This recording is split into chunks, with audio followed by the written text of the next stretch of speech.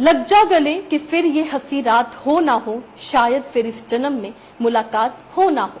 ये सिर्फ एक गाना नहीं, ये तो एक एहसास है, एक ऐसी आवाज है जो आज भी हमारे दिलों में जिंदा है। ये आवाज है भारत कोकिला लता मंगेशकर जी की। उनकी आवाज एक मधुर झरने की तरह सदियों तक हमारे कानों में गूंजती रहेगी। भारत की स्वर कोकिला और मेलोडी क्वीन के नाम से मशहूर लता जी ने अपनी जादुई आवाज से न सिर्फ भारत बल्कि पूरी दुनिया के संगीत प्रेमियों के दिलों पर राज किया है। उनके जीवन एक प्रेरणा है, एक ऐसी कहानी जो हर उस व्यक्ति को उत्साहित करती है जो अपने सपनों को सच करने की चाहत रखते हैं। इंदौर के एक छोटे से घर से निकलकर उन्होंने बॉलीवुड और भारतीय संगीत में जो मुकाम हासिल किया वो अपने आप में एक इतिहास है। उनकी आवाज में वो दर्द, वो प्यार और वो जज्बा था जो हर तरह के एहसासों को बखूबी व्यक्त करता था। हम उनके बचपन, उनके संगीत के सफर को जानेंगे जिन्होंने लता मंगेशकर को द लीजेंड लता मंगेशकर बनाया। नमस्कार, मैं हूं रचना सिम्फा। एंटरटेनमेंट जगत की महान हस्तियों की कहानी में आज हम बात करेंगे स्वर कोकिला लता मंगेशकर के बारे में। लता जी का जन्म 28 सितंबर 1929 को मध्य प्रदेश के इंदौर में हुआ था। उनके पिता पंडित दीनानाथ मंगेशकर एक जाने माने क्लासिकल सिंगर और थिएटर आर्टिस्ट थे। घर में संगीत का माहौल था तो लता जी ने बहुत छोटी उम्र से ही इस कला को अपना लिया। बचपन में लता जी का नाम हेमा था, जिसे बाद में लतिका कहा गया और फिर वे पूरी दुनिया में लता मंगेशकर के नाम से मशहूर हुई। बता दें, 5 भाई बहनों में सबसे बड़ी होने के नाते उन पर बचपन से ही जिम्मेदारियां आ गई थी। कहते हैं ना, हुनरमंद को क्या डराना जमाने से, वो तो पत्थर से भी निकालते हैं पानी। लता जी के अंदर वो हुनर था जो हर मुश्किल को चीरकर आगे बढ़ता गया। अपने पिता से उन्होंने संगीत की बारीकियां सीखी और उनके जाने के बाद पूरे परिवार की जिम्मेदारियां उनके कंधों पर आ पड़ी, लेकिन उन्होंने हार नहीं मानी और इस जिम्मेदारी को बखूबी निभाया। 1942 में लता जी ने मराठी फिल्म कित्ती हसाल के लिए अपना पहला गाना गाया था। फिर मुंबई का सफर शुरू हुआ जो उनकी जिंदगी का एक नया मोड़ था। हिंदी फिल्मों में उनकी एंट्री साल 1947 में फिल्म आपकी सेवा के जरिए हुई, लेकिन शुरुआती दिन इतने आसान नहीं थे। उनकी पतली आवाज को लेकर कई लोगों ने सवाल उठाए, लेकिन लता जी की लगन और टैलेंट के आगे सबको झुकना ही पड़ा। और वो दिन भी आया जब उनकी आवाज ने पूरे देश को अपना दीवाना बना दिया। आएंगे आने वाला महल फिल्म का वो गाना था जिसने लता मंगेशकर को स्टार बना दिया। उसके बाद तो जैसे संगीत की एक अनंत धारा बह चली। हर तरह के गाने, चाहे वो क्लासिकल हो, रोमांटिक हो या फिर कोई दर्द भरा गाना, उनकी आवाज में एक अलग ही जादू था। लता जी ने हिंदी सिनेमा में हजारों गाने गाए। उनकी आवाज हर एक्ट्रेस के लिए एक पहचान बन गई थी। मधुबाला की अदाओं से लेकर मीना कुमारी की उदासी तक हर भावना को उनकी आवाज ने जिंदा कर दिया। उन्होंने सिर्फ हिंदी में ही नहीं बल्कि मराठी, बंगाली और कई अन्य भारतीय भाषाओं में भी अपनी आवाज का जादू बिखेरा है। उनकी आवाज में एक पवित्रता, एक मीठा दर्द था जो हर दिल को छू लेता था। उनके गानों में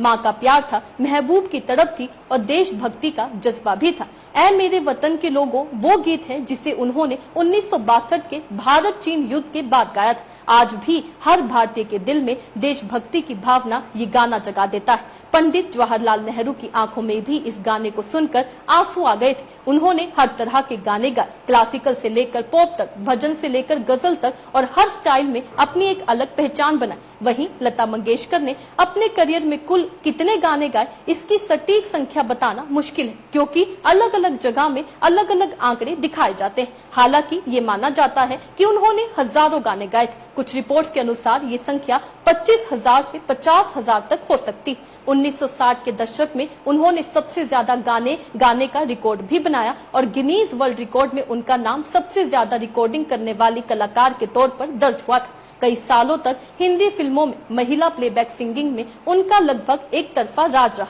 1940 के दशक के आखिर से लेकर 2000 के दशक तक उनकी आवाज लगभग हर बड़ी हीरोइन की पहचान बनी। उन्होंने मोहम्मद रफी, किशोर कुमार और मुकेश जैसे बड़े गायकों के साथ मिलकर बहुत सारे डुएट सॉन्ग्स भी गाए जो आज भी बहुत ज्यादा मशहूर है। उन्होंने लगभग 36 भारतीय भाषाओं और कुछ विदेशी भाषाओं में गाने गाए। मुख्य रूप से उन्होंने हिंदी, मराठी और बंगाली में सबसे ज्यादा गाने गाए। इसके अलावा उन्होंने तमिल, तेलुगु, कन्नड़, असमिया, उड़िया, पंजाबी, भोजपुरी, नेपाली और कई अन्य भाषाओं में भी अपनी आवाज का जादू बिखेरा। उन्होंने रूसी और मलेशियन भाषाओं में भी गाने गाए थे। अब बात करते हैं उनके कितने गाने मशहूर। लता मंगेशकर के गाए हुए लगभग हर गाने में कुछ ना कुछ खासियत थी और उनके अनगिनत गाने आज भी लोगों के दिलों पर राज करते हैं। कुछ बहुत ही मशहूर गानों की लिस्ट बनाना बहुत मुश्किल है, क्योंकि हर पीढ़ी और हर पसंद के लोगों के लिए उनके अलग अलग गाने खास हैं। फिर भी कुछ ऐसे गाने हैं जिन्हें उनकी पहचान माना जाता है और जो कई दशकों से लोगों के पसंदीदा बने हुए हैं, जैसे लग जा गले कि फिर ये हंसी रात हो ना हो, ऐ मेरे वतन के लोगों, होठों में ऐसी बात, प्यार किया तो डरना क्या, नीला आसमां सो गया, रंगीला रे, तेरे बिना जिया जाए ना, कभी कभी मेरे दिल में, चलो सजना अब तेरी बारी, तू जहां जहां चलेगा, ये समा है ये प्यार का, अजीब दास्तां है।